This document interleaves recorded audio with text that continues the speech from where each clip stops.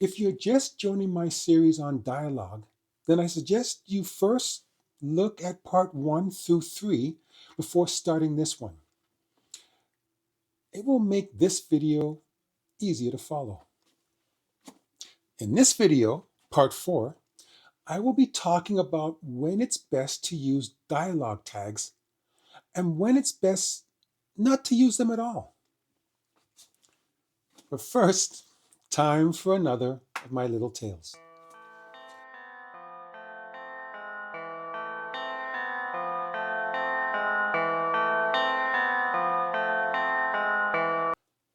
A woman by the name of Winifred had never been the superstitious kind. Whenever she heard about people paying good money to hear about a loved one that had recently passed away, she would laugh. Not because she enjoyed the anguish that that person was experiencing due to the loss of their loved one, but because she simply didn't believe that they were able to communicate with them after they died.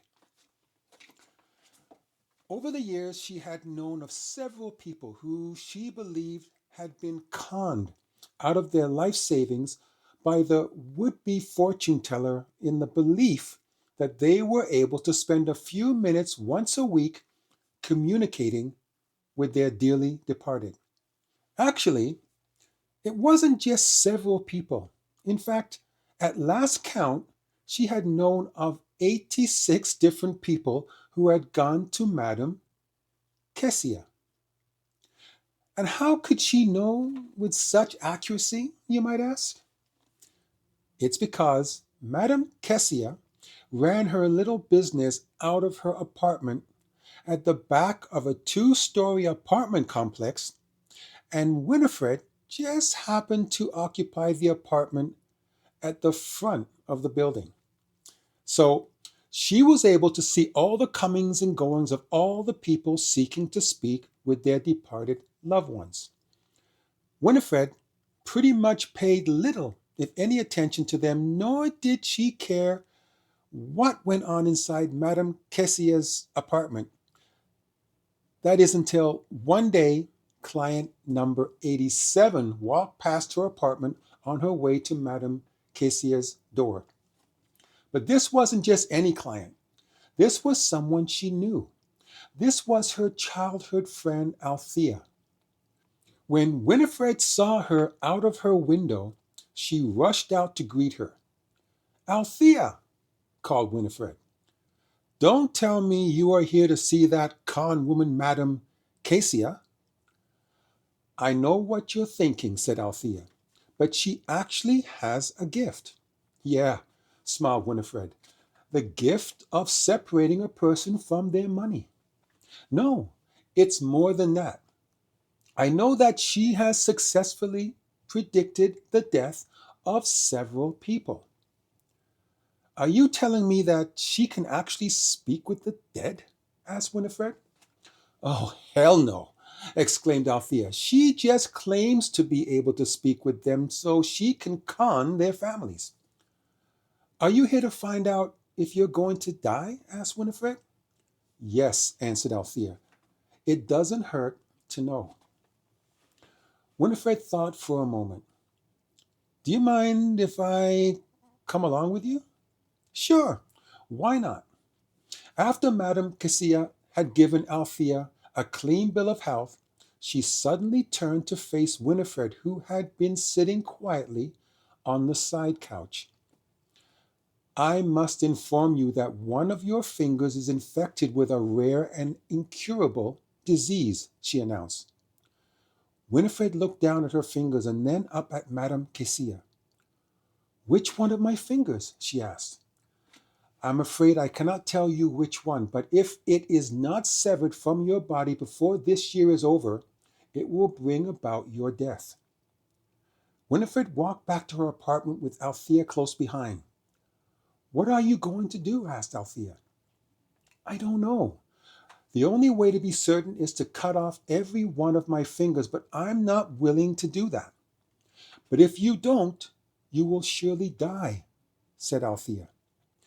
Before I make any drastic decisions, I will first get a diagnosis from an actual doctor. The next morning, she made an appointment and went to see one of the finest doctors in the city.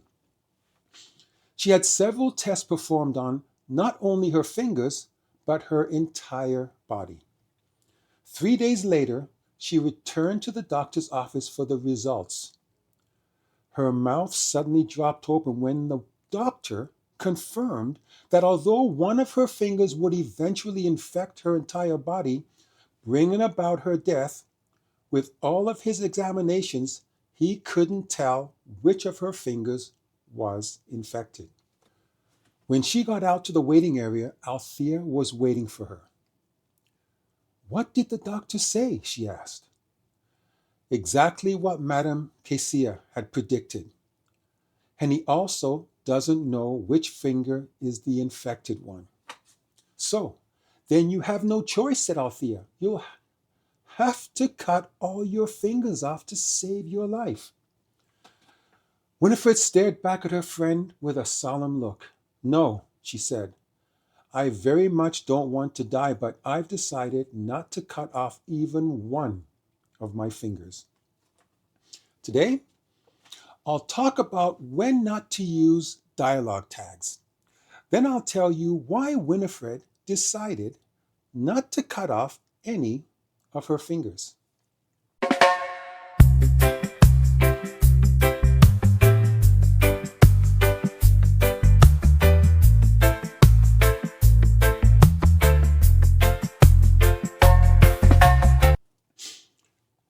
In regard to adding dialogue tags, once it has been established that it's a conversation between two people, it's redundant to keep reminding your reader of it. If you remember from my last video, here's the same conversation without the unnecessary dialogue tags. "Are you waiting for the 8:17 train?" he asked. "Yes," she answered. "It's usually on time." "It's sometimes late?"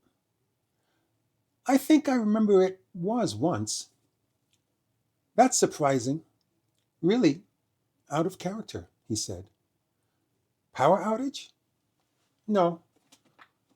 "What if it doesn't come?" she gasped. "No need for concern. There's another at 8:42. Look," she smiled. "Here it comes now. 8:17. Right on time." In this example, since there are only two people in the conversation, it's easy to determine who is saying what. So after you establish the two in the conversation, usually done at the beginning of the dialogue, further tags are not usually needed, except to emphasize things like emotion or state of mind. Like with the tag, "She smiled," letting your reader know that she was pleased to see the train arriving. But without those unnecessary dialogue tags breaking up the flow of the dialogue, your reader can enjoy the story for what it is. Just like everything else that goes into the creation of your story, dialogue tags are there to move it forward. In any given scene, once they have fulfilled their task, they're no longer needed. In fact, they should be used so sparingly they are put in only when necessary. And if you can deliver a scene of dialogue without using them at all, then so much the better. I say this from firsthand experience. One of my novels, titled The Closing of Twilight, was written entirely from start to finish without me using any dialogue tags. I did this as a sort of an experiment for myself to see if I could be creative enough to write an entire novel without using a single dialogue tag. I relied heavily on descriptive narration, which eliminated the use of the he said, she said dialogue. It worked out so well, I decided not to use any tags in my next novel titled Vosburgh Woods. Writing a scene of dialogue without any dialogue tags is quite possible and can be a lot of fun. The difficulty comes when you have three or more characters speaking in a particular scene. It's still possible, but it takes a vast amount more creativity to make sure that your reader never has to try to figure out who is saying what and at what time. What I mean by this is having no tags or few tags can allow for confusion for your readers if they struggle to follow the line of dialogue and subsequently miss the point of what the conversation was meant for in the first place. Imagine a scene where a group of people sitting in a circle are in a heavy debate over who took the missing cupcake.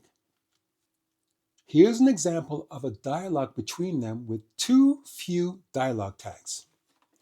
It wasn't me, said Johnny. It wasn't me either, said Bill. I wasn't in the kitchen today, so it couldn't be me, said Jen. I don't eat carbs, said Lydia, so it definitely wasn't me. Well, it has to be someone, said Carl. I already said it wasn't me. Yeah, me neither, he said. I think it was Johnny. I think it was you. It was probably both of them, she said.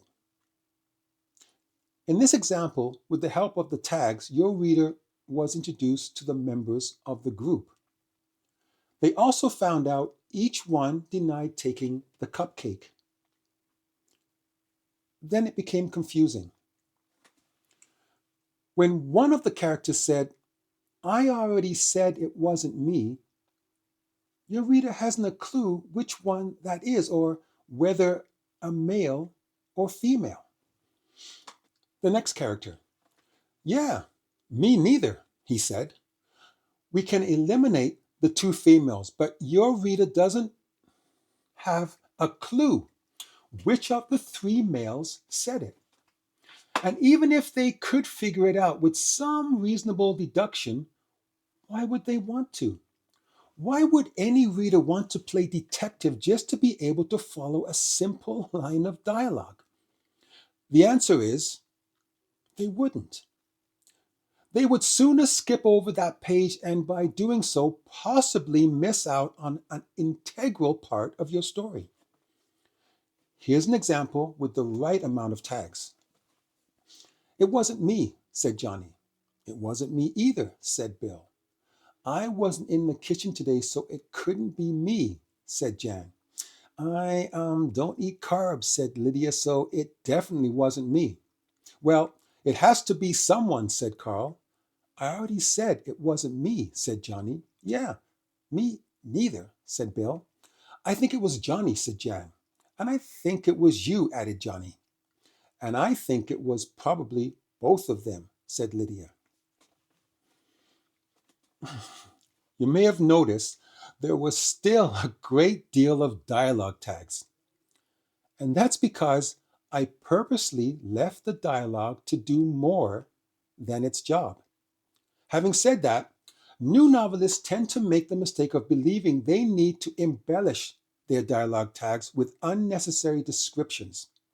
Here's an example of getting carried away with too many descriptive tags. It wasn't me, shouted Johnny. It wasn't me either, reaffirmed Bill. I wasn't in the kitchen today, so it couldn't be me, sobbed Jan.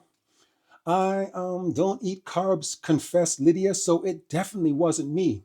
Well, it has to be someone, announced Carl.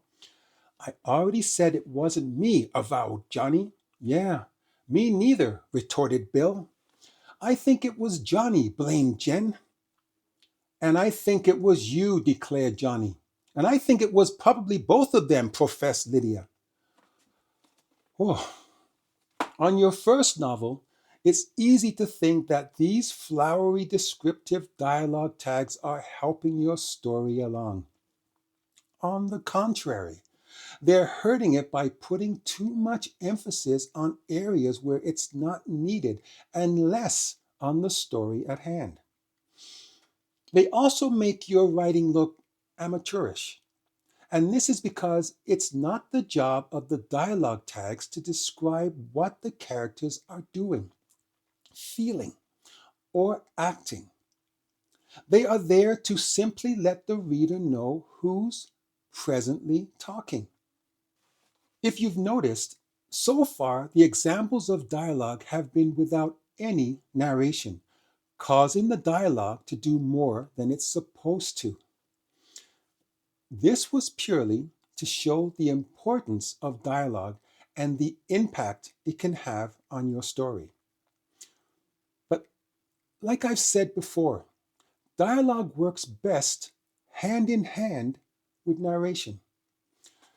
Dialogue states what the characters are saying, and narration, in conjunction, describes what they're doing, feeling, or acting.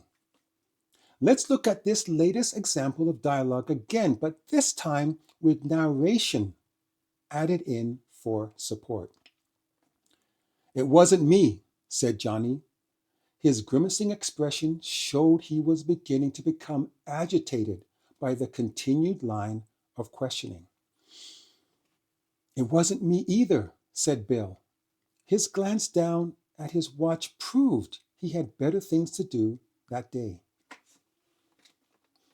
"I wasn't in the kitchen today, so it couldn't be me," said Jan.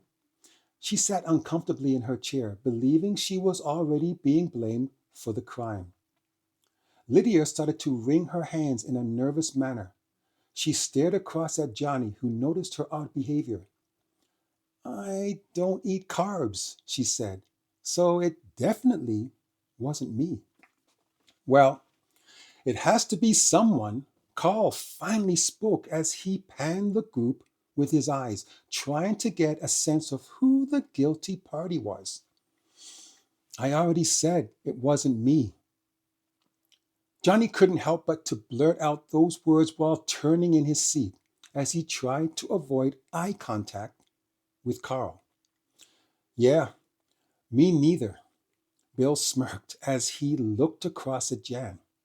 Jan then darted a look in Johnny's direction, her mouth already mouthing the words, "I think it was Johnny." Johnny stared back at her in surprise. "And I think it was you." Lydia looked at Johnny and then Jan. "And I think it was probably both of them." It's quite evident from this example that when joined with narration, dialogue not only moves the scene forward effectively, but shows a side of the characters that narration alone is unable to. Let's look at the earlier example of the man and woman waiting for the train. Andrew watched as a young woman approached and then stood beside him.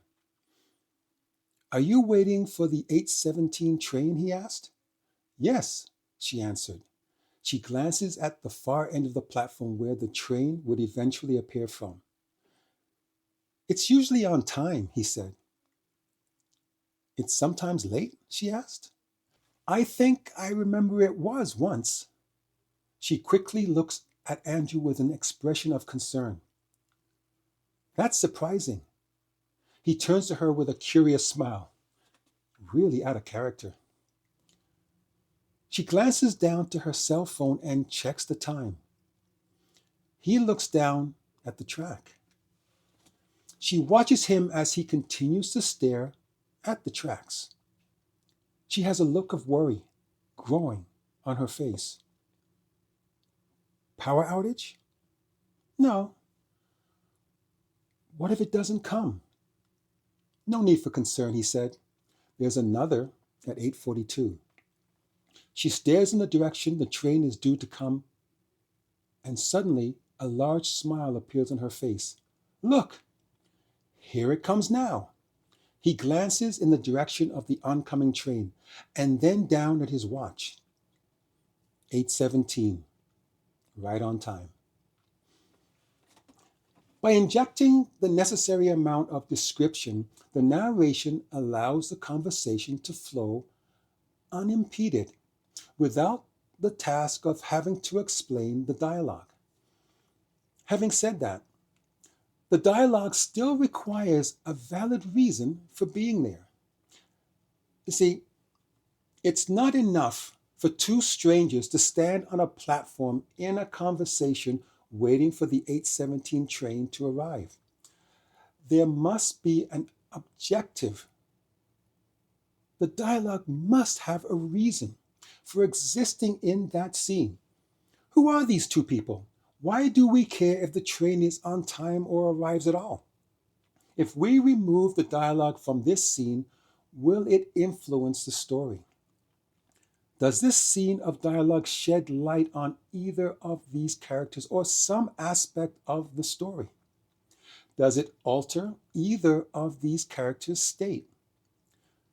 Does it build suspense for something that will take place later or has already taken place? If we cannot say yes to at least one of these questions, then the dialogue in question is irrelevant and should be removed.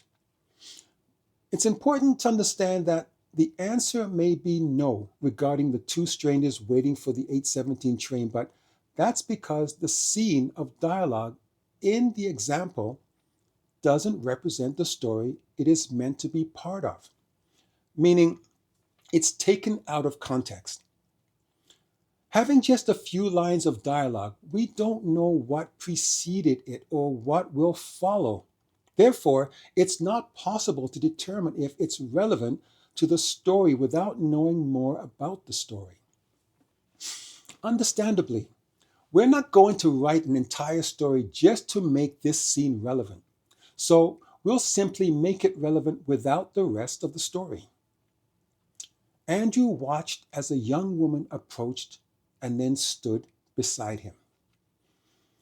"Are you waiting for the 8:17 train?" he asked. "Yes," she answered. She glances at the far end of the platform where the train will eventually appear from. "It's usually on time," he said. She quickly looks at Andrew with an expression of concern. "It's sometimes late?" she asked. He turns to her with a curious smile. "I think I remember it was once." She glances down to her cell phone and checks the time. "I must be on that train." He looks down at the track. Really out of character. She watches him as he continues to stare at the tracks. "Power outage?" He looks up at her. "No." "What if it doesn't come?" "No need for concern. There's another at 8:42. She suddenly gasps. "No, 8:42 won't do." A look of concern is evident across her face. "They said it has to be the 8:17 train." She stares to the far end of the platform for a long while, and then a look of relief appears on her face. "Look, here it comes now." He glances in the direction of the oncoming train and then down at his watch. 8:17, right on time. It's evident with this rendition of the example, the dialogue is necessary. Although we don't know much about the characters, we do know that for some reason she needs to be on the 8:17 train. It begs the question, why? It's an integral part of the story, and if we remove this scene of dialogue where she states her need to be on that train, a subsequent scene with her on board might not allow your reader the opportunity to know there is something important about the 8:17 train. This dialogue has done what it's supposed to do and moved the story forward by linking it with a subsequent scene. It has increased the suspense as your reader anticipates the importance of the 8:17 train, showing the woman's determination to get on board. In part 5 of my series on dialogue, I'll talk about making your dialogue sound less like it was scripted and more real to life in the video titled Keeping Your Dialogue Real. And now I'll tell you the ending of the story I call the lesser of two evils. The doctor had confirmed that although he didn't know which of her fingers were infected, to allow it to remain, it would undoubtedly infect her entire body. But the reason why Winifred didn't have the doctor perform the surgery to remove all of her fingers in an attempt to save her life was because she found out that it would do her little good. You see, while the doctor was performing all of those tests on her, he discovered that she was dying from an incurable brain tumor that would result in her becoming brain dead in less than 6 months. And since the tumor would kill her long before her infested finger would be able to, and having her head cut off would do her no good, she decided to keep all of her fingers and die as a whole person. Thanks for watching, and if you found anything that I said beneficial to you in any way, hit that subscribe button because you never know. My next video might just be helpful too.